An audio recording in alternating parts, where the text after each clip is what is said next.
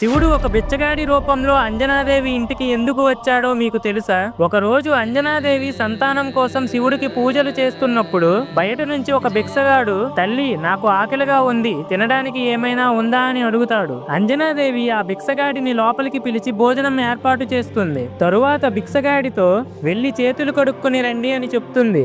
అది విన్న భిక్షగాడు, లేదు లేదు, నా జీవితంలో ఇప్పటి వరకు ఎప్పుడూ చేతులు కానీ నోరు కానీ కడుక్కోలేదు అని చెప్పి అంజనాదేవి ప్రత్యేకంగా శివుడు కోసం ఏర్పాటు చేసిన సింహాసనంపై కూర్చొని భోజనాన్ని వడ్డించు అని గర్వంగా చెప్తాడు. కోపం వచ్చిన అతిథిని ఏమీ అనకూడదు అని అంజనాదేవి భోజనం వడ్డిస్తుంది. ఆ భిక్షగాడు వడ్డించిన భోజనాన్ని తింటుంటే నోట్లోని ఆహారం కిందకి పడుతూ ఉంటుంది. అతను అంజనాదేవిని చూసి నీకు అసలు వంట చేయడం వచ్చా అని వంకలు పెడుతూ శివుడు కోసం వండిన భోజనమంతా తినేస్తాడు.